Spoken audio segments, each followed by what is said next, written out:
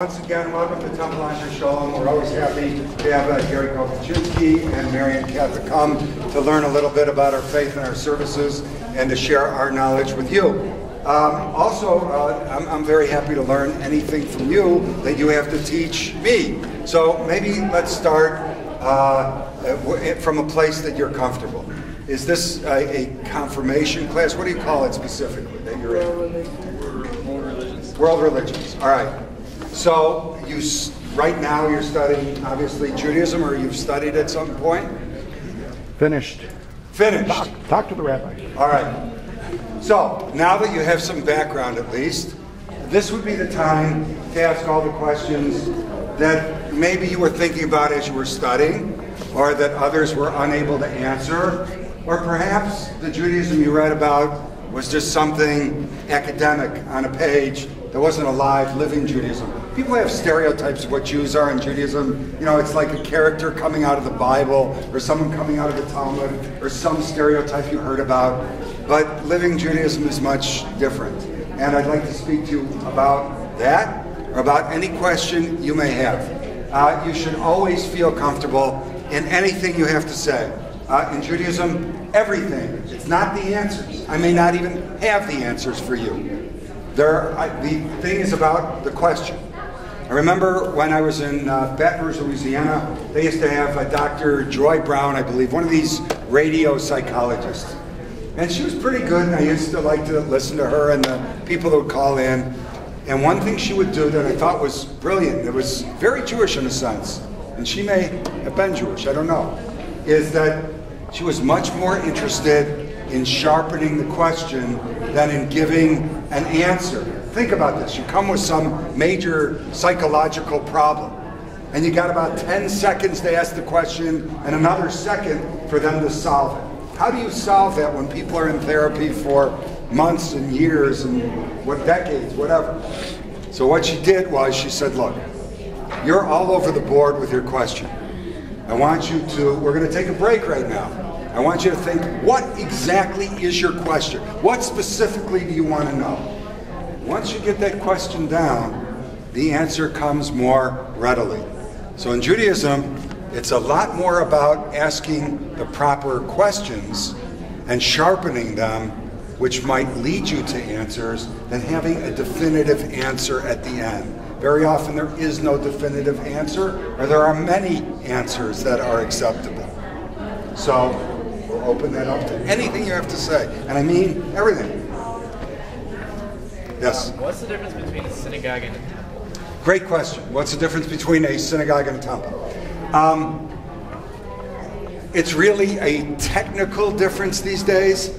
If you, there are some people who are very strong in saying, let's not call this a temple, we need to call it a synagogue. Synagogue meaning, house of worship. Why not temple? They believe that there were only really the temples that existed in Jerusalem, the one built by Solomon, the one destroyed by the Babylonians and then by the Romans. And after that, everything was a mini temple or a synagogue or a sanctuary. And until those temples are rebuilt, if they're ever rebuilt, then we will call everything else a synagogue. Now others don't make that fine distinction, and they say worship over the generation takes many forms and can find itself in many different institutions. So whether we call it a synagogue or a temple, we're really meaning the same thing, a house of worship for Jews. Others? How do Jews perceive the afterlife? How do Jews perceive the afterlife? I have to tell you that it's not something that we spend as much time on as many other religions. I mean, my guess is if I asked you how you perceive the afterlife, you'd have probably some clear conceptions. Probably no one would say, gee, we barely talk about it. I really have no idea. Go ask my mom and dad or Mr. Kopachinski or something. I don't know. You'd have some idea. In Judaism, the focus is really on this life and this world, the idea being that we're partners with God in a covenant. And God's going to do some stuff for us, and God wants us to do some stuff. We don't know how long our lives are going to be. And even if they're 70, 80, 90, 100 years old, in the span of things, that's like a second. I have enough trouble trying to do what God wants from me and living my life in a proper way every day, and to worry about what comes later. So honestly, I spend very little time worrying about that. I'm willing to, once in a while, I have enough on my shoulders to put some things on God's shoulders. Our teaching is that if there is an afterlife, and we'll talk about that in a moment, that God is asking you to do, not just have faith, but to do commandments, good deeds, mitzvot, that fix the world and make it better. And if you're involved in doing that, whatever your faith may be, whatever your religion, creed, whatever, sex, whatever it may be, then you'll be in that good place. But that's up to God to decide. Nobody's ever been there. No one's come back. No one can report on it. It's kind of a matter of faith. Moses Maimonides once said, it would be like asking a blind person to explain color. They may be able to do something. I remember there was actually a movie where they were trying to teach someone that was blind the idea of color. And they gave them cotton. And they said that's kind of the white of the clouds. And there were other things they gave them to feel that would give them a sensation of what that color may be. All we can do is come close to some kind of a sensation of what the afterlife may be like, but we don't have an idea of what it is.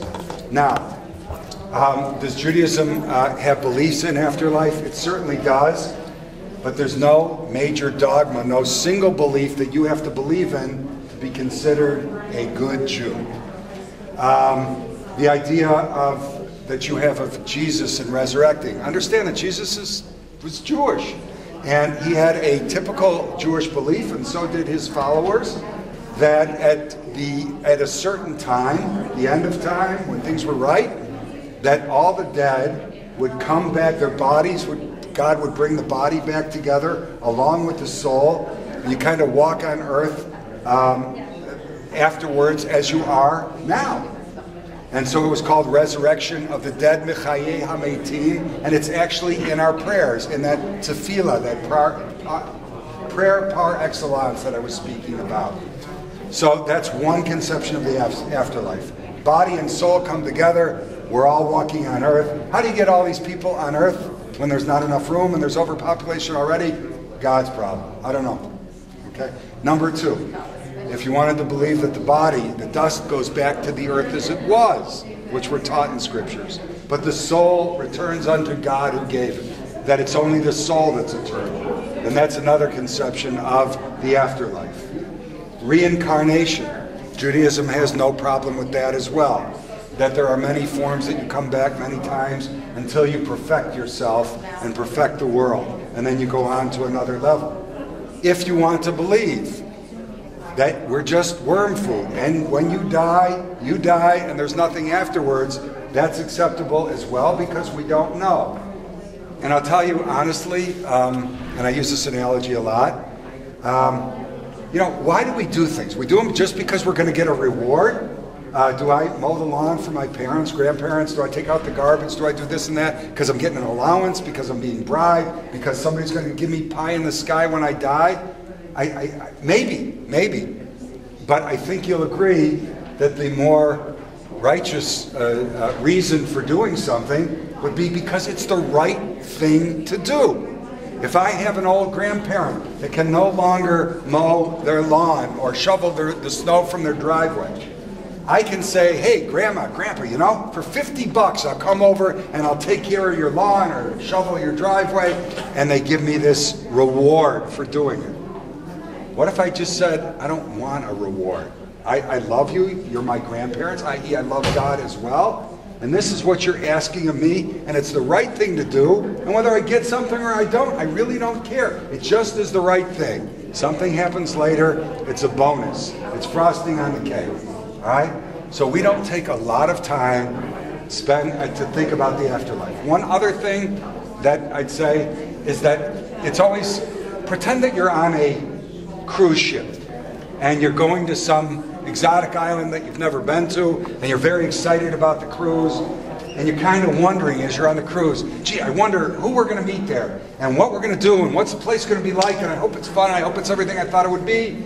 And you can be doing that every day for the 10 days you're on the cruise ship, and you miss meeting the people, and you don't enjoy the activities on the ship, and you don't see the sunrise or the sunset or the moon or the waves. You're just thinking about what's going to happen later on, and you're preparing for everything. And then there's the other person that perhaps is enjoying every single way of the journey, everything that life and the cruise had to offer. You're both going to get to the destination. Which one's richer? The one that really enjoyed everything for the sake of enjoying it, or the one that was wondering what would happen and missed everything along the way? So we tend to, although we think about it, and though there are many different Jewish opinions on it, we tend to concentrate on this life and making it better.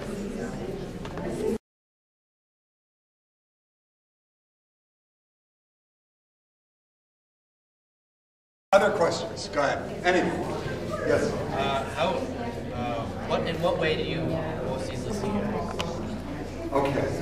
There are many ways to see God. Again, because we believe that God is invisible, meaning never took, for ourselves, never took bodily form, and God is not a body. We may talk about God that way because we're human beings. And they said the Torah speaks, or 5 books of Moses, speaks in the language of human beings. When it says God has arms and legs and this and that, they're just symbols of power, might, caring, love. It doesn't mean that God really has those things. So it's very difficult to conceive of a being that is not human in any way, shape, or form. May have some of the characteristics of human beings. When it says that we were created in God's image, it doesn't mean we look like God. It means that we have the characteristics, we emulate some of the characteristics that God has. God's goodness, God's love, God's caring, God's mercy. Right? So basically, how do we get to know God? We can't get to know God through an image or a picture because we don't have one. We can't get to know God through a symbol, really. You have the crucifix, the cross. We don't have that because we don't believe that God took human form and died on it. So we can't look at that to give us an image of God. The central way of knowing God is if you take a look in the sanctuary. The central focus is the Ark of the Covenant, the Holy Ark. What's in there? The Torah, the 5 books of Moses. What's the 5 books of Moses? The Word of God. The way in which we know God is by studying God's Word and all the commentaries and rabbis who have talked about that Word from generation to generation, keeping it as a living Word from a living God. Now, there are other ways to get to know God, and one I mentioned during the service, and that's by not taking things for granted. If I stop for a moment and I use my childlike sense of wonder or my curiosity, and I say, wow, you know, gee, that sunrise, that sunset, I take it for granted. How does that really happen? And let's say I'm scientifically minded and I look at the scientific reason for rain, clouds, the universe, how it works, etc. Novas, imploding stars, whatever they happen to be. What I'm going to find is that maybe we've barely scratched the surface like this of some of the laws that rule the universe. But we know that we've only scratched the surface, that there is a depth of laws that we have not touched and we may never touch. How does a universe come into being? Maybe it was a big bang, okay? I don't know, but I believe that there was a bang. Somebody did it. Somebody with some intelligence. Something that whatever came out of it would be intelligent and purposeful and meaningful. And if you look at those laws, it's hard to explain by just an accident, a cosmic accident, that all that purposeful stuff comes into being.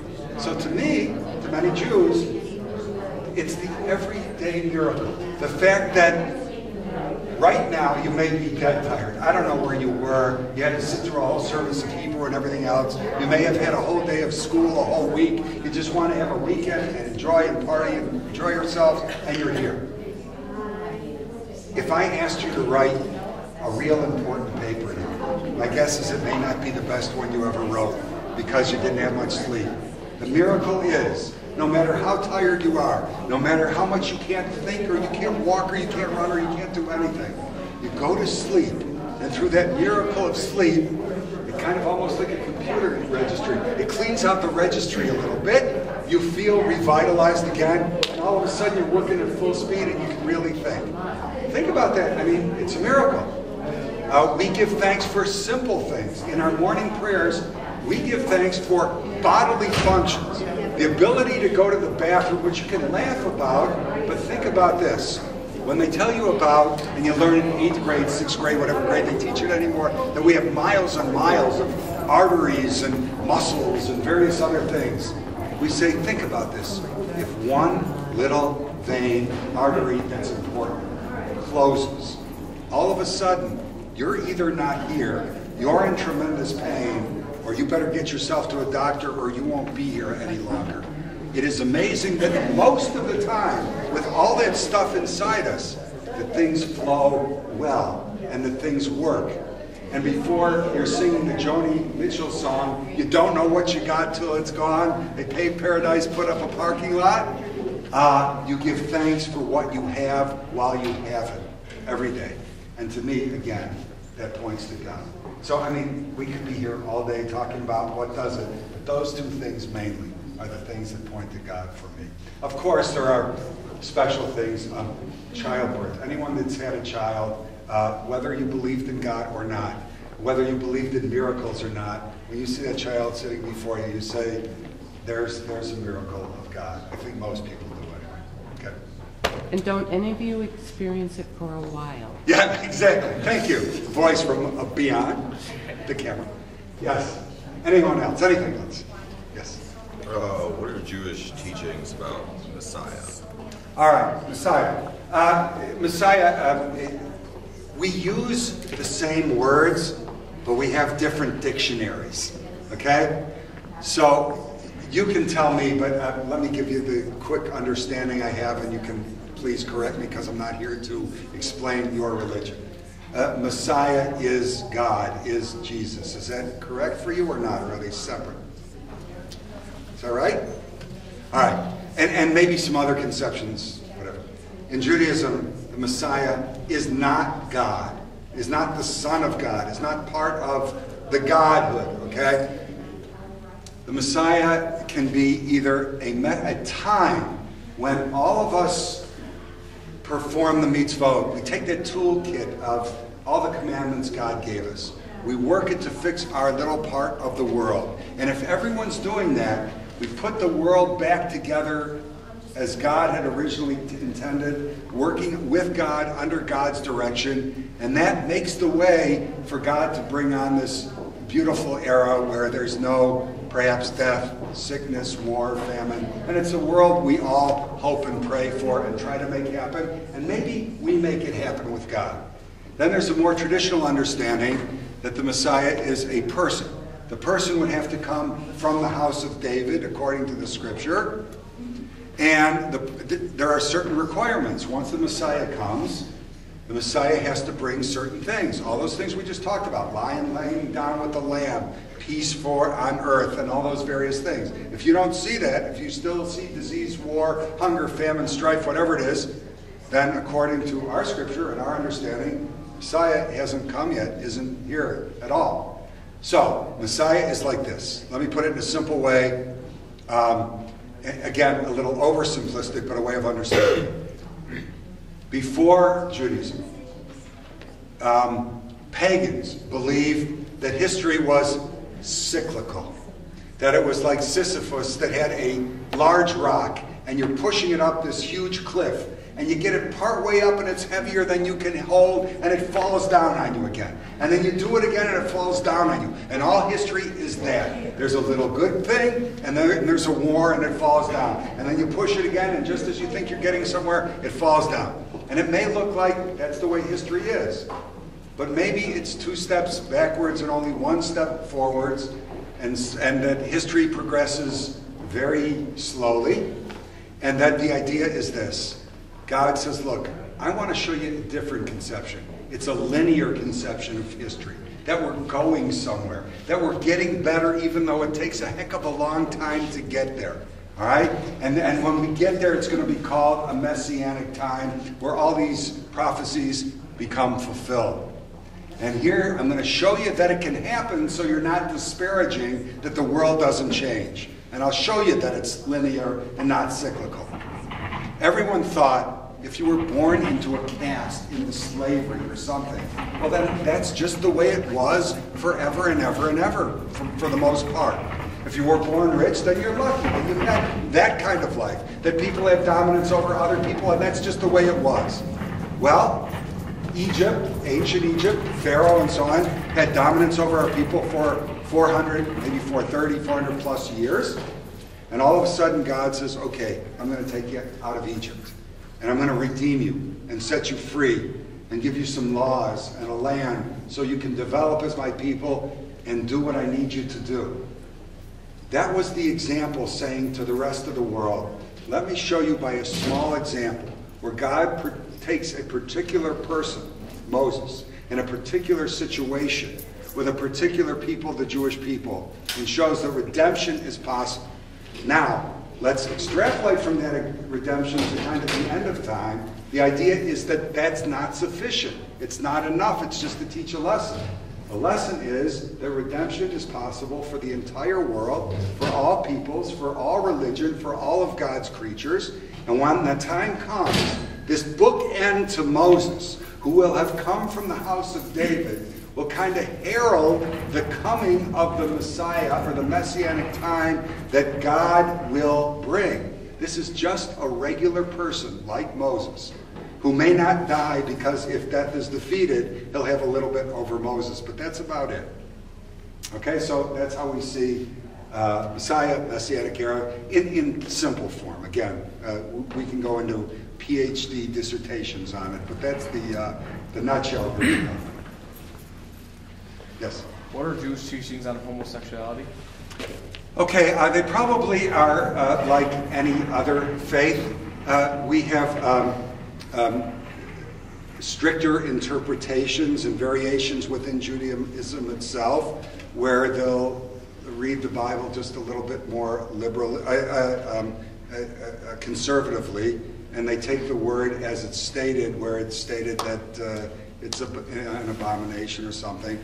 But I have to say that for most Jews, and I can't speak for every one of them, it's understood that that was written at a certain time or place, and that Judaism is progressive, and that many of us believe that there's kind of a progressive understanding, revelation, that the Torah is interpreted anew in every generation, and it's understood, it's accepted. Again, when I say accepted, it can be accepted in different ways. There are, let's say, rabbis and synagogues that will perform marriages. But again, those marriages have to be, unless you want to go against the law, it's not legal in all the states. We're licensed also by the state to perform marriages. So number one, the state probably would have to say okay, unless you had some private ceremony somewhere that didn't count according to the state. Or they'll say, look, I mean, I accept who you are and what you are, and you're invited to everything, but the one thing I can't do is perform a marriage for you, because marriage is defined for us as something between a man and a woman. So there are many variations on a theme, but I would say much of Judaism is liberal and understanding in that respect. Yes? Like within Judaism, how do like the different groups perceive like Israel, and is there like universal support, or is there some people who kind of dissent? You always have fringe elements, okay, in any group. Okay, you have the left wing in politics, a left wing fringe, kind of radicals, right wing fringe. But for most of the people who are in the center, or not on the very, very edges of everything, yes, there would be universal support from conservative, Orthodox, Reform, Reconstructionist for the state and the people of Israel. Now understand something. I didn't say Israel doesn't make mistakes or do wrong things periodically, but I believe it's a democratic country with a constitution under God who's growing and trying to do the right things and learning. Look, the United States was not perfect when it was born. That whole freedom of religion thing, when the Pilgrims came, they weren't real. They didn't let everyone observe everything they wanted. Freedom of speech wasn't what it was, okay? We needed the Bill of Rights because the Constitution didn't quite do it. We had slavery. You didn't have women's suffrage till when? 20s, whatever it was. You didn't have civil rights until 60s, and that was only the beginning of a movement that's still evolving. And this country is over 350 years old. Israel's only 60-something years old. So I think Israel, in a very short time for a democracy, has come a long way. The nice thing about a democracy is that it criticizes itself. Don't need the world to sit there and say Israel did this or Israel did that. Go read any Israeli paper in English or in Hebrew, and they will be more critical on themselves than the world is often on them, because the truth is they want to do the right thing. And if something wrong was done, then someone will go to jail for it, pay a fine, or whatever it is. But the problem is what we see is we don't see the real Israel spelled R-E-A-L. We see the real Israel spelled R-E-E-L, meaning what the news portrays. I've been to Israel. I was there for a year in 76, 77 for the first year of rabbinical school. So I lived there, learned the language, the people, and I've been there 40-something times since, taking youth, going with politicians, going with various groups, factions, etc.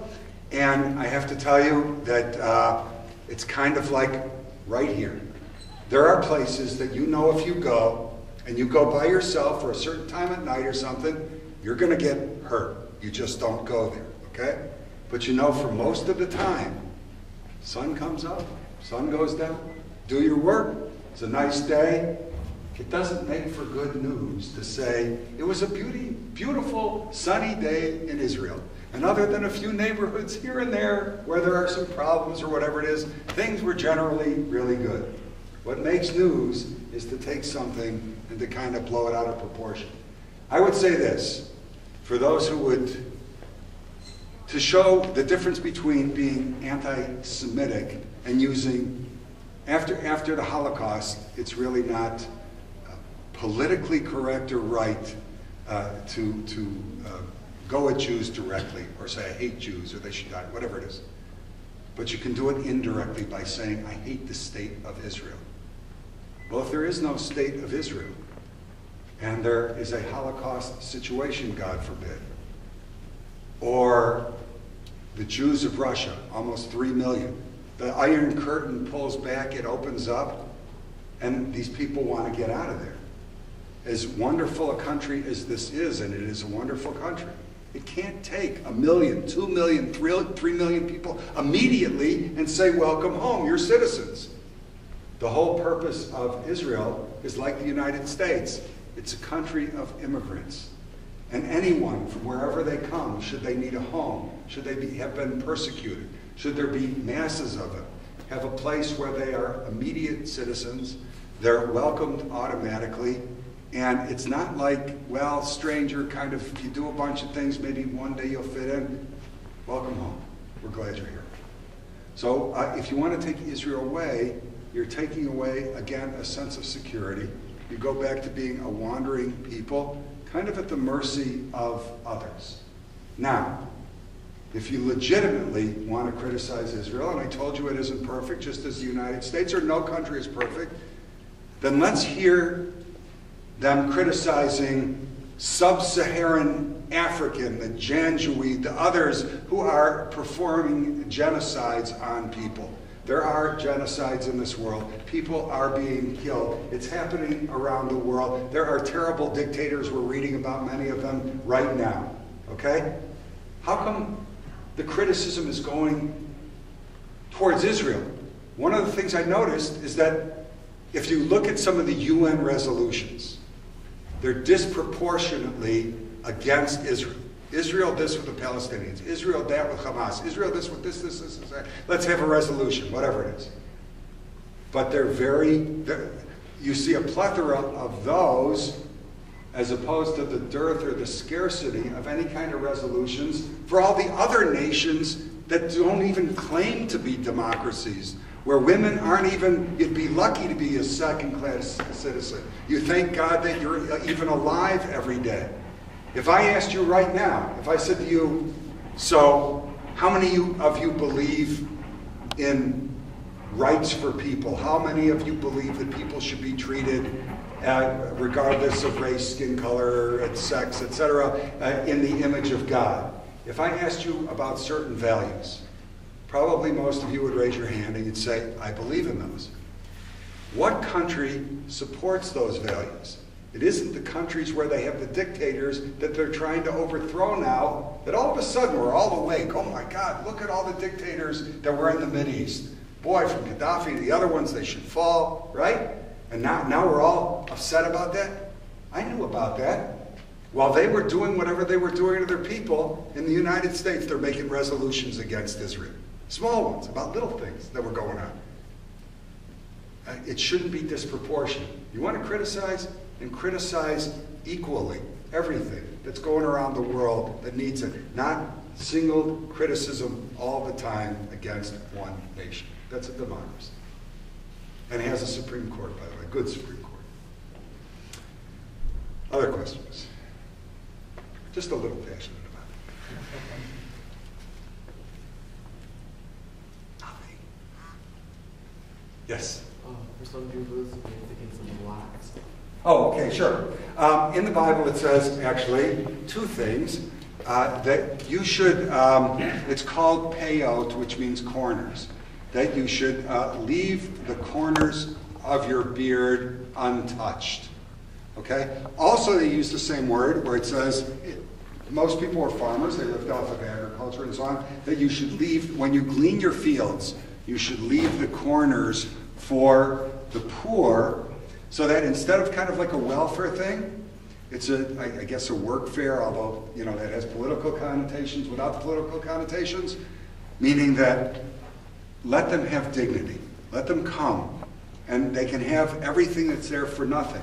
But they have to do the work, they have to pick it, they have to put it together, they have to bring it back home, they have to do whatever they have to do to make wheat into bread and process it. But it gives them dignity, it gives them food, it gives them work, and it gives you a feeling that you're doing something in concert with God. So this is a sign, kind of, instead of on your fields, on your face, which is very much a part of you and your identity, that you're connected with God. Now some people take that literally and seriously, and they'll leave the corners. In fact, the corners, you can define that as sideburns, or you can define that as a big long beard. And again, within the different groups of Judaism, it's defined differently. Others say, look, there are a lot of things that it says in the Bible that later on the Talmud or the rabbis came and they gave new interpretations or new understandings of it. A more liberal Judaism might say, and that's what we are, look, you need to know the laws, and they're very important, and you have to study it. In the end, your gut has something to say to it. Does that now speak to me in this world? Does this make me a better person? Does this inform me about God and give me attachment? Or does it not? And you may choose, in liberal Judaism, I'm not talking about the other branches, to say it does not. Okay. Also, I would say that in certain ways, assimilation is so easy, to lose your identity, to lose who you are, and your distinctiveness. There's nothing wrong with in a positive way, being distinctive. This is a sign to say, just as maybe, you would wear a special shirt, hat, clothes, whatever it is that makes you unique or whatever, many Jews would say this is a sign that shows that we're Jewish, and not just that we're trying to be different for difference sake or distinguishes ourselves, but to show our attachment to God as well from a biblical precept.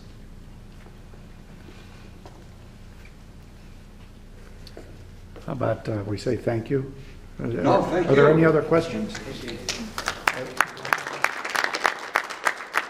you all experience that miracle of sleep, and when you awake, as Jacob did when he was in the desert and he was walking towards Haran for the longest time, and he put a rock behind his head and he fell asleep, and he was dreaming of the angels going up and down the ladder, and he woke up and he says, wow, God is in this place and I did not know it. May that blessing be yours as well as you awaken refreshed to a new day. Thank you.